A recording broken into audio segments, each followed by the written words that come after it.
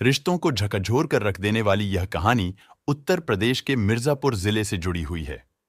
मिर्जापुर जिला मुख्यालय से तकरीबन 65 किलोमीटर की दूरी पर स्थित है जमालपुर थाना। इसी थाने से 4 किलोमीटर की दूरी पर है जयपट्टी कलांग गांव की है। इस गांव में एक लड़की ने अपने ही पिता की दोस्त को दिल दे बैठी। फिर इस लव स्टोरी में ऐसा मोड़ आया कि जिसे सुनकर आपकी रूह तक कांप उठेगी। इस गांव में वैसे तो सभी जाति के लोग रहते हैं, लेकिन यहां पटेल, बियार और दलित बिरादरी के लोग ज्यादा हैं। जमालपुर थाना क्षेत्र के जयपट्टी कलां गांव में संतोष कुमार भारती का परिवार रहता है। परिवार में पत्नी सोनी देवी, 2 बेटियां और एक बेटा वीरेंद्र कुमार हैं। मेहनत मजदूरी व थोड़ी बहुत बंटाई पर खेती लेकर संतोष अपने परिवार का भरण पोषण कर लेता था। अचानक एक दिन ऐसा आया कि संतोष कुमार भारती, जिनकी उम्र 50 साल के करीब था, अचानक से गायब हो गया। काफी खोजबीन के बाद भी जब कोई पता नहीं चला, तो संतोष के बेटे वीरेंद्र कुमार ने जमालपुर थाने में पिता की गुमशुदगी दर्ज करवाई। यह बात मंगलवार 4 अक्टूबर 2022 की है। गुमशुदगी दर्ज होते ही पुलिस ने संतोष कुमार की खोजबीन शुरू कर दी। एसएचओ मनोज कुमार संतोष के घर जाकर परिवार के लोगों से पूछताछ की। घर वालों ने उन्हें बताया कि वह सुबह दिशा मैदान के लिए निकले थे।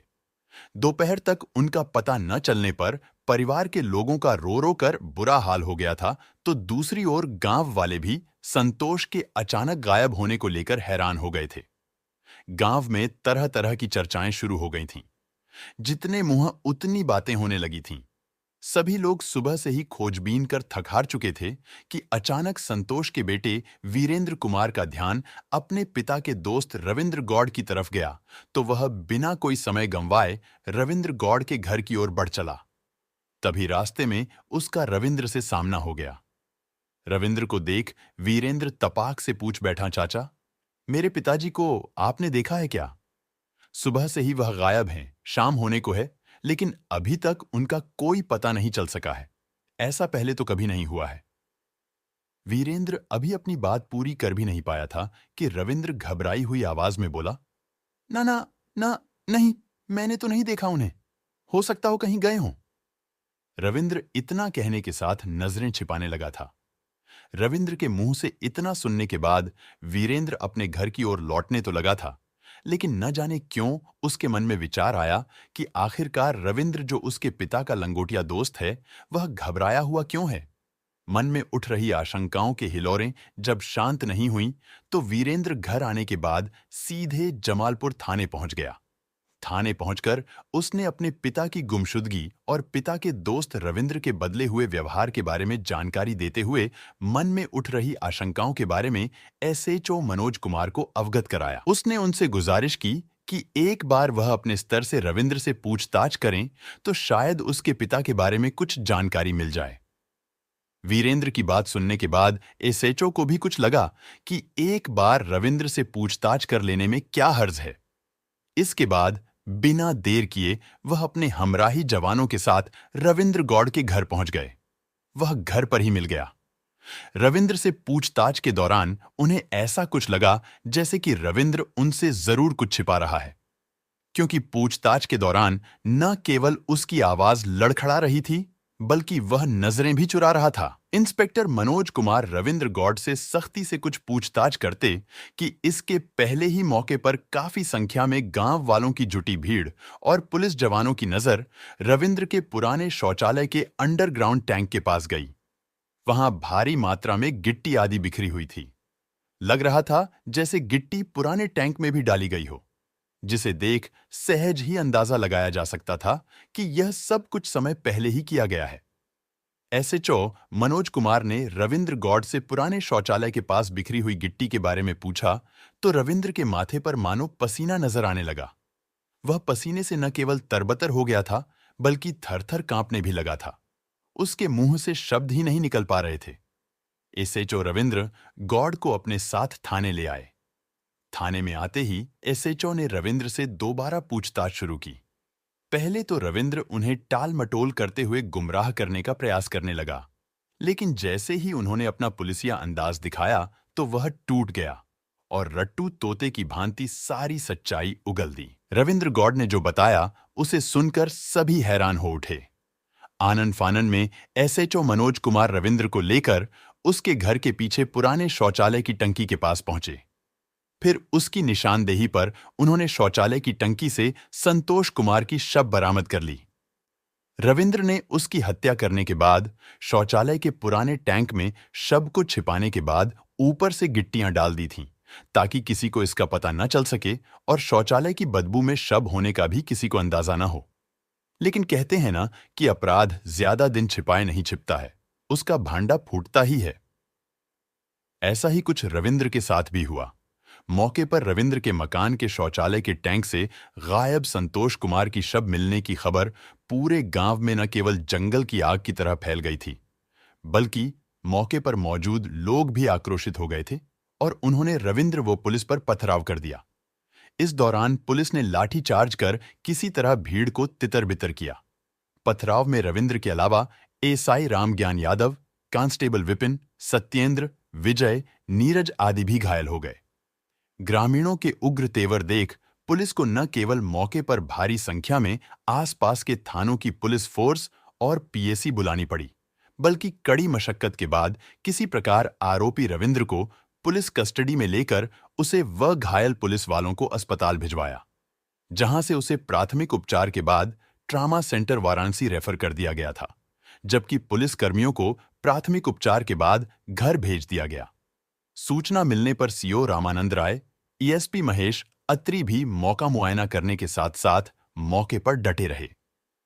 कुछ घंटों बाद एसपी संतोष कुमार मिश्रा ने भी घटनास्थल का निरीक्षण करते हुए हालात के बारे में पूरी जानकारी हासिल की। इसके बाद पुलिस ने वीरेंद्र कुमार की तरफ से रविंद्र के खिलाफ आईपीसी की धारा 302B और 3A SC/ST एक्ट के तहत रिपोर्ट दर्ज करा दी। रविंद्र गौड़ से पूछताछ करने के बाद पुलिस ने उसके बेटे गौतम गौड़ और मृतक की बेटी सुमन को भी गिरफ्तार कर लिया। एसपी संतोष कुमार मिश्रा ने 6 अक्टूबर 2022 को पुलिस लाइन सभागार में मीडिया से बातचीत के दौरान मामले का खुलासा करते हुए बताया कि संतोष कुमार भारतीय की हत्या में उसकी 20 वर्षीय सगी बेटी सुमन, उसके प्रेमी रविंद्र प्रसाद गौड़ और रविंद्र के 19 वर्षीय बेटे गौतम गौड़ का हाथ है। यानी 40 वर्षीय रविंद्र प्रसाद गौड़ मृतक की बेटी सुमन से प्यार करता था। प्रेस वार्ता में तीनों आरोपियों ने संतोष कुमार की हत्या करने की बात स्वीकार करते हुए उसकी हत्या से जुड़ी जो कहानी बताई, वह हर किसी को सोचने पर मजबूर कर रही थी। रिश्तों की बुनियाद को झकझोर कर रख देने वाली वह खौफनाक कहानी कुछ इस प्रकार है। उत्तर प्रदेश के मिर्जापुर जिले के जयपट्टी कलां गांव निवासी संतोष कुमार भारतीय का अपना एक भरा पूरा परिवार था। परिवार में बीवी, एक बेटे सहित 2 बेटियां थीं। बात आज से कोई 30 साल पहले की है। जयपट्टी कलां गांव में रविंद्र प्रसाद गौड़ अलीनगर, जनपद चंदौली से आकर बस गया था। उसने यहां गांव में एक आटा चक्की लगा ली। इसके साथ ही उसने झाड़ फूंक का भी काम शुरू कर दिया। गांव में कारोबार और आमदनी बढ़ने के साथ रविंद्र गौड़ ने पैसे का लेन देन भी शुरू कर दिया था। वक्त जरूरत पड़ने पर वह लोगों की मदद कर दिया करता था। बदले में वह सूद वसूला करता था। इससे उसकी पहचान गांव में और भी मजबूत हो गई थी। आटा चक्की पर आते जाते समय रविंद्र की मुलाकात संतोष कुमार से हो गई थी। इसके बाद उन दोनों की दोस्ती भी गहरी हो गई थी, क्योंकि दोनों शराब पीने के लती थे, सो दोनों की खूब पटने लगी थी। रविंद्र संतोष के घर भी आने जाने लगा था। खाने पीने से लेकर वक्त जरूरत पड़ने पर वह संतोष की गाहे-गाहे मदद भी कर दिया करता था। संतोष के घर बराबर आने जाने के दौरान रविंद्र न केवल उसके पूरे परिवार से घुल मिल गया था, बल्कि संतोष के परिवार पर रविंद्र की बुरी नजर भी टिक गई थी। खासकर के वह संतोष की पत्नी सोनी के प्रति बुरा भाव रखने लगा था। लेकिन इसमें जब वह सफल नहीं हो पाया तो उसने अपनी आंखें संतोष की सयानी होती बेटी सुमन पर गड़ा दी थीं। 20 वर्षीय सुमन उम्र के ऐसे पड़ाव पर पहुंच चुकी थी जिसके गदराए हुए बदन को देखकर रविंद्र अपना आपा खो बैठता था। लेकिन उसे ऐसा कोई अवसर नहीं मिल पा रहा था जब वह अपने मन की बात सुमन से कह सके। अपनी उम्र से आधी उम्र की बेटी समान सुमन को पाने की ख्वाहिशों में वह इस कदर पागल और दीवाना हो गया था कि अक्सर संतोष के घर किसी न किसी बहाने पहुंच जाया करता था। कभी पानी के बहाने तो कभी अन्य बहानों के जरिए वह सुमन को छू लिया करता था। पहले तो सुमन उसे नजरअंदाज करती रही, क्योंकि वह उसे चाचा कहती थी। सुमन उम्र के उस पड़ाव पर पहुंच चुकी थी जो हर इशारों और स्पर्श को समझ सकती थी। एक दिन की बात है, घर में आटा न होने पर सुमन रविंद्र की आटा चक्की पर आटा लेने के लिए पहुंच गई थी, जहां संयोग से रविंद्र ही अकेला था। आटा लेने के दौरान जैसे ही सुमन नीचे की ओर झुकी थी कि उसका गदराया हुआ बदन और उसके उभारों को देखकर रविंद्र के तन बदन में मानो आग सी लग गई। आटा देने के बहाने उसने सुमन के हाथों को अपने हाथों में थाम लिया, लेकिन सुमन झट से उसका हाथ झटक कर हंसते हुए अपने घर को लौट गई थी। रविंद्र की हर हरकत सुमन के दिमाग में घूमती रही और वह मंद मंद मुस्कुराती रही। उसे लगने लगा था कि रविंद्र उसकी ओर आकर्षित है।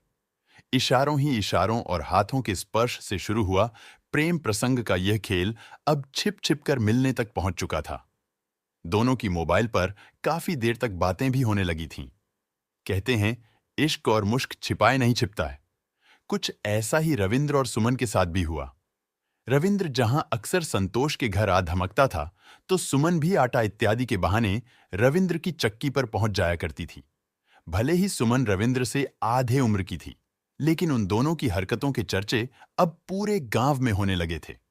आखिरकार होते भी क्यों ना, रविंद्र शराबी होने के साथ साथ मनचला भी था। गांव की महिलाओं को वह बुरी नजरों से देखता था, जिससे औरतें उसे अय्याश कहा करती थीं। गांव में रविंद्र और सुमन को लेकर होने वाले चर्चे की कानों कान खबर जब संतोष और उसके परिवार के लोगों को हुई, तो वे भी सकते में पड़ गए। एक रात संतोष की पत्नी सोनी ने पति से कहा, "ऐ जी सुन रहे हैं, अब हमारी बेटी सुमन सयानी हो गई है। रविंद्र का हमारे घर आना जाना हमें भी बुरा लगता है। गांव के लोग तो उल्टी सीधी बातें कर ही रहे हैं। क्यों न कोई अच्छा सा घरवर देखकर बिटिया की शादी कर हम गंगा नहा लें।" मां और पिता के बीच हो रही इस बातचीत को सुमन ने भी उस रात सुन लिया था, और जैसे ही सुबह हुई, उसने चुपके से मोबाइल से रविंद्र को यह बात बता दी। उसी दिन शाम ढलने के बाद दिशा मैदान जाने के बहाने खेतों की ओर निकली सुमन रविंद्र से मिली और बुरा सा मुंह बनाते हुए कहा, "आप जल्दी से कुछ करो, नहीं तो पापा हमारी शादी तय कर देंगे, फिर हम दोनों नहीं मिल पाएंगे।" सुमन की बात पूरी हो पाती, इसके पहले ही रविंद्र उसे अपनी बाहों में भरकर सीने से लगाते हुए बोला, "नहीं जानू, ऐसा मैं हरगिज नहीं होने दूंगा। तुम्हारे पिता कुछ करें, उसके पहले ही मैं कुछ सोचता हूं।" तो सोचिए, कब सोचेंगे? जब पिताजी हमारी शादी पक्की कर देंगे तब।"